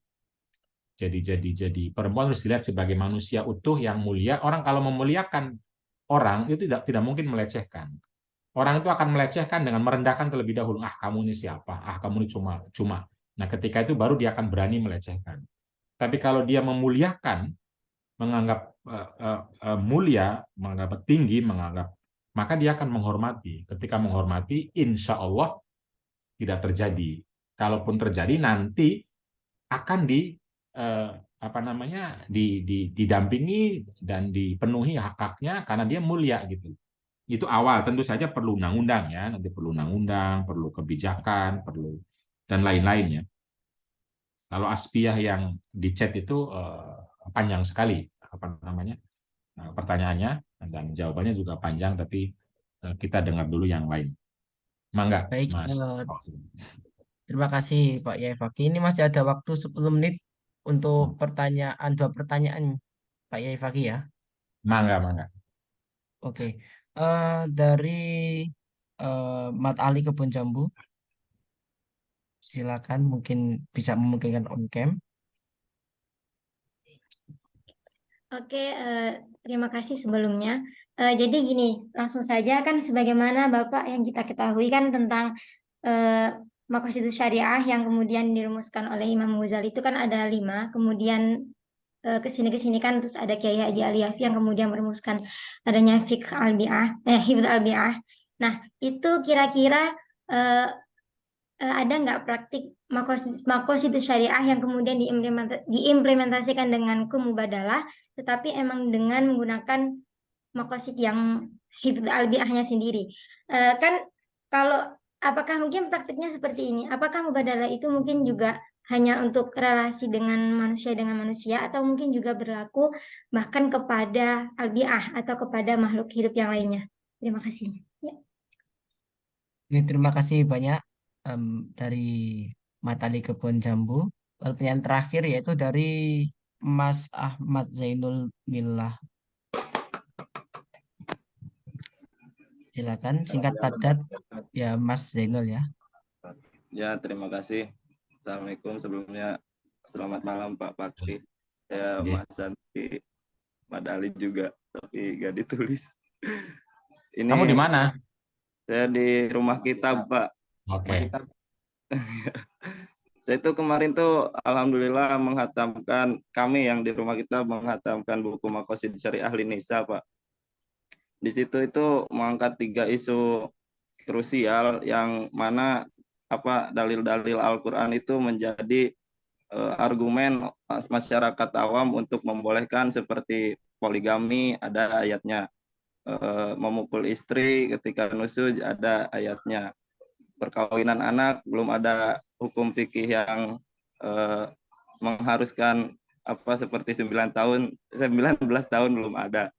Nah, saya itu memang dipaparkan penjelasan atau sangkalan dari penulis buku tersebut, tapi saya lebih ingin tahu bagaimana cara kita menyiasati, walaupun ada ayat-ayat yang menerangkan pembolehan poligami, menolak sih, ya ayat poligami, terus memukulan istri, bagaimana cara kita mensosialisasikan gitu, karena mempubliskan, karena ya masyarakat kan lebih tahu ke ayat-ayat, ke dalil-dalil tersebut karena banyak mungkin dai-dai di televisi atau youtuber yang mengangkat itu dalil-dalil itu. Bagaimana cara kita yang sedikit mengerti tentang hal ini, bahwa hal ini kurang bagus bagi pemahaman kesetaraan ini. Mungkin minta tanggapannya tentang itu, Pak. Terima kasih. Assalamualaikum warahmatullahi wabarakatuh. Waalaikumsalam warahmatullahi wabarakatuh. Jadi pertanyaan pertama dari Kebun Jambu, adakah praktek Hifdzul Bi'ah terkoneksi dengan mubadalah, secara realnya seperti apa? Lalu yang kedua, bagaimana cara kita itu mensiasati teks-teks yang ternyata diinterpretasikan sebagai teks yang melegalkan kekerasan terhadap perempuan, misalnya seperti itu. Mungkin itu dari pertanyaan-pertanyaan yang mampu saya tangkap. Silakan waktu dan tempat, kami presiden ke Pak F, oke? Ya, terima kasih Melati dan terima kasih Mas Zainul ya. Jadi kalau tanya prakteknya ya, KUPI tahun 2017 itu ada fatwa terkait dengan kerusakan alam. Itu sepenuhnya menggunakan konsep Hifdzul Bi'ahnya Kiai Haji Ali Yafi yang tentu kumubadalah. Kenapa? Karena digunakan oleh KUPI. Nah, prakteknya gimana? Ya Hifdzul Bi'ahnya itu nanti melihat peran perempuan sebagai subjek penuh kehidupan, baik ketika dia memiliki tanah, ketika dia mengelola sampah, ketika dia berhubungan dengan isu-isu alam itu, dan laki-laki gitu, dua-duanya menjadi, jadi tidak hanya kepentingan anggaplah publik yang lalu itu laki-laki. Jadi misalnya ketika bicara terkait dengan Hifdzul Bi'ah ini, bagaimana meletakkan misalnya perempuan itu dalam konteks pengelolaan sampah misalnya, itu tidak hanya ini kan sampah perempuan yang bikin gitu loh, gitu. Lalu ya udah itu urusan perempuan. Kalau mau kita apa namanya terlindungi apa namanya alamnya gitu loh. Dan tentu saja hifdzul wi'a juga menjadi bagian dari mubadalah. Mubadalah dalam arti manusia dan alam ini harus sadar relasinya, karena tanpa alam manusia akan segera punah gitu. Kalau gini panas terus, ya manusia akan habis, akan selesai. Nah, karena itu kata Quran kan apa namanya? Wala tufsidu fil ardi ba'da islahiha. Jadi islahnya bumi ini tetap harus dijaga, jangan dilakukan kerusakan oleh kita. Prakteknya bisa dilihat di fatwa KUPI ya 2017 yang ketiga, 2022 itu yang kedua, yang fatwa yang keduanya soal pengelolaan sampah. Nah, sementara yang pertanyaan yang kedua, ya maqasidus syariah itu adalah salah satu cara tadi untuk memastikan teks-teks itu tidak dipahami dalam kerangka apa namanya hegemoni tadi gitu loh. Karena ayat itu ada konteksnya seperti itu, dan itu sudah dipahami oleh ulama secara maqasid gitu loh. Walaupun ada wadribuhunna, tapi ulama mengatakan dorbuhunna tuh khilaful aula, itu semua ulama. Karena itu menurut saya apa ya, orang memukul perempuan itu bukan karena baca Quran, bukan, tapi karena dia nafsu, marah gitu loh. Lalu baca Quran menjadi legitimasi. Nah, problemnya para pengkhutbahnya ini yang terus-menerus merujuk kepada ayat ini, padahal tafsirnya itu sudah cukup. Imam Syafi'i sendiri mengatakan la akhtaru, Imam Syafi'i di Al-Um itu. Walaupun itu disebutkan perintah dalam Qur'annya, tapi laisat al-mukhtar, tidak harus dipilih. Bahkan Imam Atha mengatakan makruh. Ibnu Ashur bisa mengatakan dilarang. Kalaupun melakukan harus dipastikan tidak berdampak buruk. Kalau berdampak tidak boleh gitu. Nah, ini kan jelas, tapi tidak turun dalam narasi yang ini, atau kurang, bukan tidak turun ya, turun tapi kurang, tetap orang balik lagi ke ayatnya. Padahal kalau kita mau ya ayat perbudakan juga ada. Apa ya, kita mau memperbudak orang? Kan nggak begitu juga. Ayat perang ada banyak sekali. Waktuluhum, uktuluhum. Apa kita ketemu orang kafir kita tusuk-tusuk? Kan tidak.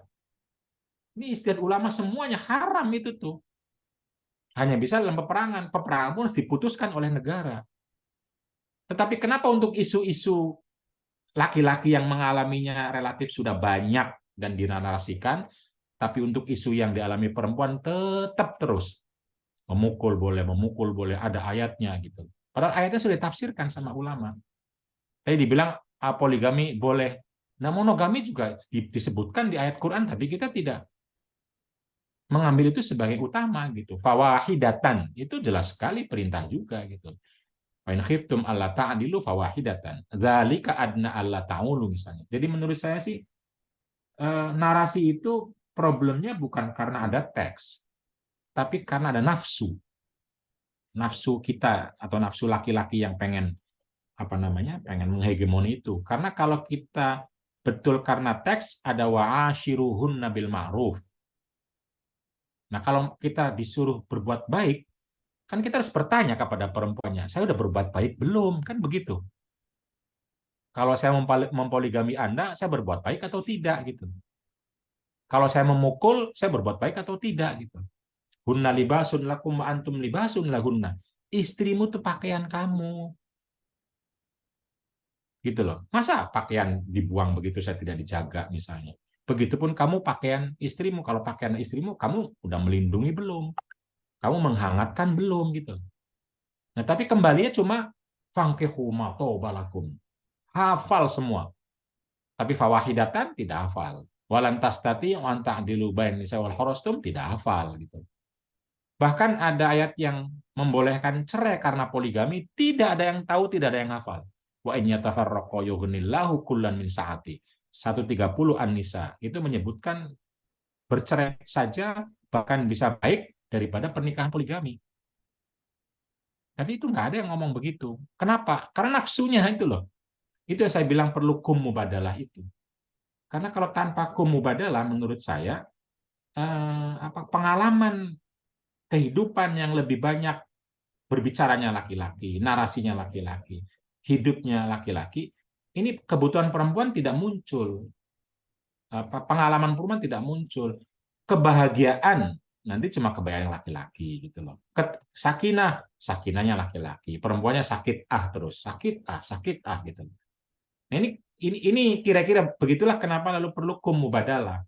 Kenapa perlu gerakan seperti KUPI untuk sadar kita semua bahwa Islam itu rahmatan lil alamina rijalan wa nisaa, karena itu mari musyarakah, mubadalah gitu.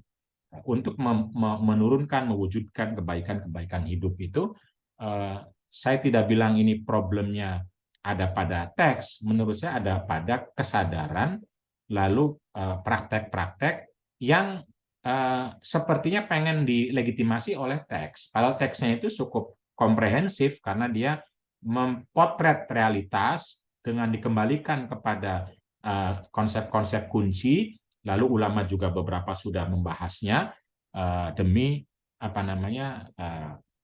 visi yang rahmatan dan akhlakul karimah.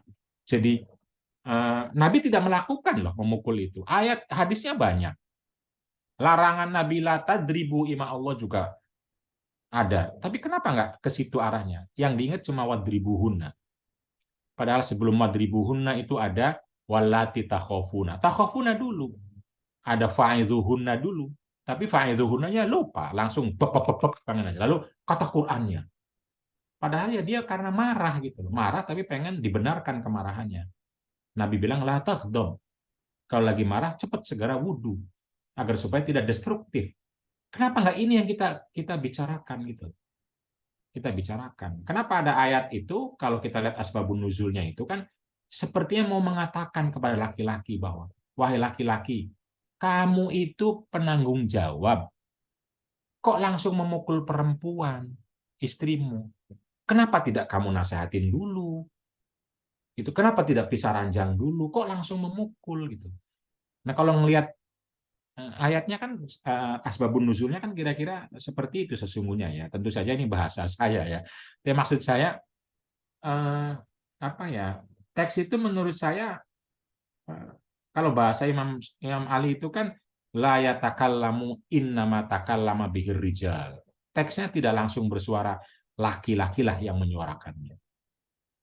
Karena itu agar supaya lebih mubadalah maka mari dengar suara perempuan.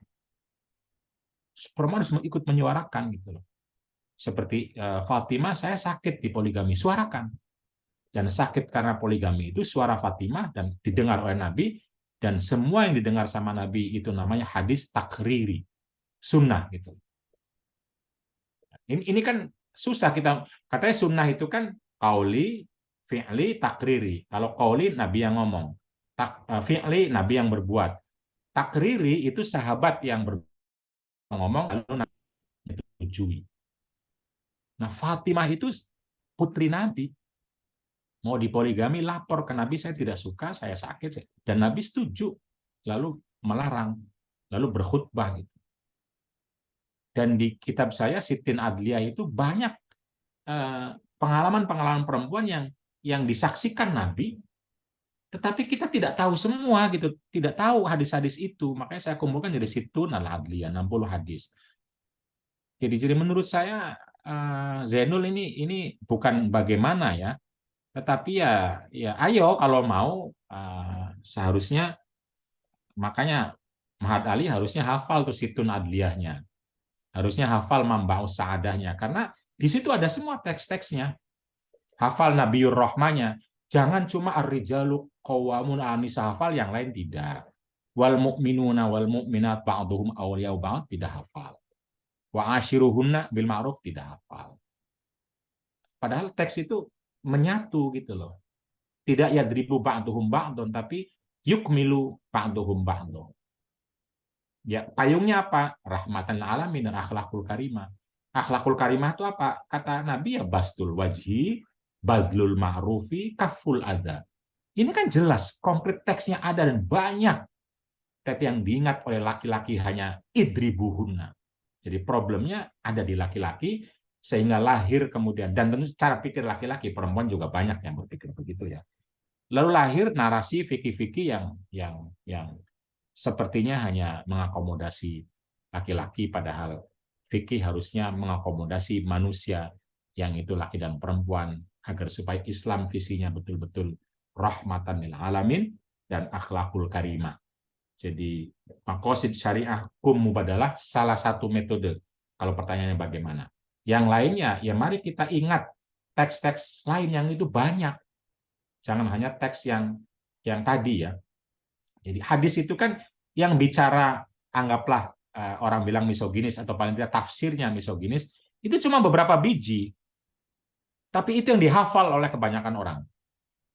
Sementara hadis untuk menghormati perempuan, praktek perempuan pada masa Nabi, perempuan yang bekerja jadi kepala keluarga, yang ikut berjihad, berhijrah, bersedekah, itu banyak sekali, ribuan. Abu Syakko mengumpulkannya sampai 1.900, tapi nggak ada yang dihafal sama kita. Maka saya mengumpulkan cuma 60, itu pun nggak ada yang hafal. Mahat Ali nggak ada yang hafal itu. Itu cuma 60 padahal. Lagi-lagi balik lagi fitnah. Kalau ketemu perempuan salah satunya setan gitu. Kenapa nggak laki-laki setan? Itu yang dia hafal semua, kita yang itu tuh hafal di bawah sadar. Ya menurut saya menjadi hafal karena itu ya anggaplah menjadi keinginan kita gitu loh. Padahal seharusnya keinginan kita tuh disepuh oleh keinginan-keinginan Allah, keinginan Nabi Muhammad untuk akhlakul karimah dan rahmatan lil alamin. Untuk lebih lembut, untuk lebih baik, untuk lebih nyaman, untuk jadi hadis tentang ma daraba Rasulullah imra'atan itu sahih Bukhari gitu. Dan semua rawi-rawi lain juga banyak. Dan hadis-hadis yang lain di Siti Adliyah itu ada. Bagaimana Nabi tidak setuju ada perempuan yang laki-laki yang memukul lalu dipanggil dan lain-lainnya banyak sekali. Jadi begitu kira-kira. Mudah-mudahan ya kalau tanya bagaimana ya forum seperti inilah yang insya Allah bisa membuka mata hati kita agar menjadi insan yang soleh dan soleha. Tidak hanya istri soleha, tapi insan. Insan itu laki yang soleh, perempuan yang soleha. Keluarga yang dzurriyyah thayyibah. Thayyibah artinya menghasilkan kebaikan kepada semua pihak. Khairu ummah, baldah thayyibah, semua gitu. Nanti laki perempuan. Hanya saja kalau khairu ummah, baldah ummah itu tanpa kesadaran mubadalah, tanpa kum mubadalah, kadang-kadang yang tersapa baru laki-laki. Ini tidak hanya soal teks ya. BLT itu sebelum dikritik itu turunnya untuk laki-laki, BLT itu bantuan langsung tunai. Padahal laki-laki tidak semua, tapi beberapa laki-laki dapat BLT itu tidak ke istri ke anaknya, tapi untuk jalan-jalan, untuk merokok habis gitu loh. Nah ini kan faktual, fakta gitu loh. Karena itu lalu dikritik, BLT harus jelas untuk orang yang betul-betul digunakan untuk stunting, makanya lalu keluar harus bentuk beras. Kenapa harus bentuknya beras? Kenapa harus? Ya karena digunakan oleh laki-laki untuk judi online gitu loh. Nah ini kan gimana gitu loh? Ini faktual teman-teman sekali. Karena itu menurut saya kum mubadalah menjadi niscaya, bahkan bisa wajib, bisa wajib. Agar kita kesadarannya itu tidak melulu sebagaimana mainstream yang itu kalau sudah sejahtera itu ya sudah cukup gitu. Padahal ketika ngomong sejahtera itu sejahteranya laki-laki, bahagia laki-laki gitu. Padahal bahagia itu harusnya manusia, sejahtera harusnya manusia dan lain-lain ya. Kalau manusia ya perempuan juga subjek penuh dan utuh. Begitu teman-teman sekalian ya nanti kalau nggak cukup ya tentu perlu forum-forum berikutnya yang bisa isu lain atau bisa menguatkan isu yang sama. Tentu saja kita harus terus belajar. Salah satu yang tidak boleh merasa cukup itu belajar. Kalau merasa cukup, kita akan berhenti, tidak lagi menjadi orang yang hidup. Begitu. Makasih Mas Abror, Mas Fauzan. Oke, terima kasih Pak Yai Fakih. Ini mungkin ada satu pertanyaan lagi, bagaimana Pak Yai? Apakah berkenan? Atau bagaimana? Satu ya terus sudah ya. Ini Oh iya, satu. Karena Oke. tadi luput dari moderator yang tadi sudah disinggung sama Pak Yai Fakih di kolom komentar. Saya memahami seperti ini Pak Yai. Ibu Asbia bertanya standar hukum bisa dikatakan ma'ruf itu seperti apa sehingga bisa diterima oleh laki-laki dan perempuan seperti itu. Sehingga karena kan banyak ini pertentangan teori-teori gender yang ditolak oleh kaum ini kaum ini. Mungkin itu pertanyaannya yang bisa saya tangkap begitu Pak Yai. Ya, teman-teman sekalian ya, sebenarnya konsep ma'ruf sebagaimana dijelaskan oleh ibunya Ibadriyah Fayumi itu sudah clear kalau konsepnya ya. Cuma soal dinarasikan ulangnya ini yang kadang-kadang juga tidak mudah. Ayat Al-Quran itu ada 50 lebih bicara ma'ruf.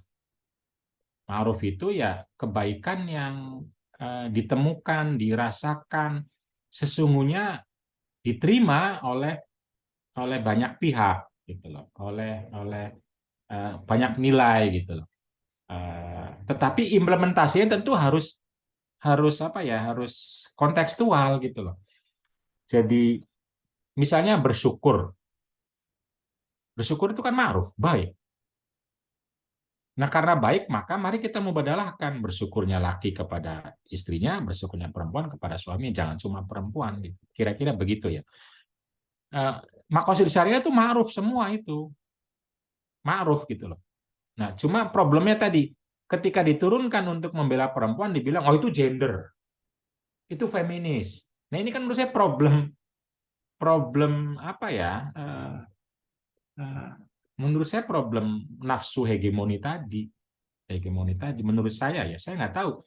Karena kan Quran hadisnya tidak bilang hanya untuk laki-laki gitu. Jadi misalnya yang saya bilang di sini juga ini maqasidus syariah kan. Ketika bilang tentang apa namanya hakul mut'ah al jinsiyah atau hak menikmati seksual itu yang lebih utama laki-laki, haknya laki-laki ini kan, lalu perempuan nggak punya hak. Tapi saya nggak tahu gimana. Padahal di fikih-fikih juga kan ada walaupun mungkin tidak mainstream ya. Jadi problem kita ini ketika kita sedang bicarakan perempuan sebagai khalifah, perempuan sebagai hamba Allah, lalu langsung ujug-ujug apa ini asal-asalan gitu. Ini makosidnya karang-karangan gitu. Nah, padahal tanpa menyebut perempuan kan makosid sudah bilang bahwa sakinah. Nah, itu kan sudah jelas tuh. Sakinah itu kan ada ayatnya litas kunu. Ya, itu kan ini untuk laki-laki. Ya kalau gitu, mari kita baca ayatnya penuh. Wa ja'ala bainakum. Kumnya laki atau perempuan saya bilang. Kalau kumnya laki-laki semua, maka mawaddah warahmah itu antar laki-laki dengan laki-laki. Wa ja'ala bainakum, dan Allah menjadikan bainakum antara laki-laki dengan laki-laki mawaddah warahmah, saling cinta kasih. Gay. Jelas tuh. Mau begitu saya bilang. Tapi kalau kamu bilang bainakumnya adalah antara suami dan istri, maka sejak awal litas kununya adalah suami dan istri. Tapi ini kan kalau ngomong begitu, itu gender. Itu feminis. Jadi maunya apa gitu, saya nggak tahu juga. Ya artinya berarti ya menurut saya gender feminisme dijadikan alat untuk menolak konsep umum bahwa kebaikan itu harus untuk manusia. Bersyukur itu, bersabar itu kalau baik ya baik. Senyum misalnya. Kalau itu baik ya jangan hanya nyuruh istri senyum ke suami. Gitu. Mendidik anak kalau baik, nah itu modal kan begitu. Kalau mendidik anak ya baik ya bareng, bahwa laki-laki nggak bisa karena hal tertentu misalnya mau kemana dan bagaimana, kalau itu penting untuk keluarga, bisa juga di perempuan kadang nggak bisa gitu. Menurut saya ma'ruf umum sesungguhnya gitu loh. Ma'ruf umum yang secara logika tuh diterima. Tetapi lalu ditolak karena ada nafsu hegemoni tadi. Nafsu yang istilah psikologi namanya itu reptilian. Jadi dalam otak manusia ini ada otak yang sering dominan namanya otak reptilian. Itu ada di laki, ada di perempuan. Perempuan juga sama, dia punya nafsu itu. Ini kenapa nih?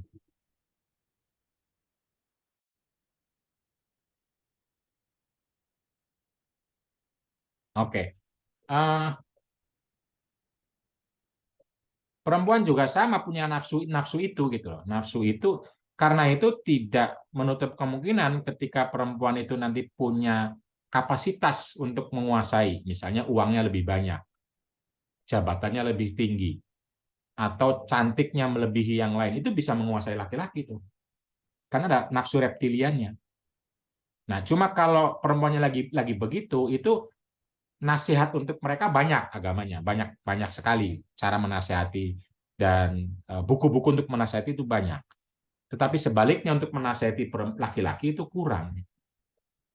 Jadi kenapa terjadi gugat cerai itu bisa jadi karena tidak siapnya perempuan untuk lebih hebat dibanding laki-laki. Laki-laki itu tidak siap untuk melihat perempuannya lebih hebat dari dirinya, istrinya gitu loh. Sehingga padahal kalau hebat ya memberdayakan, dan itu mubadalah gitu loh.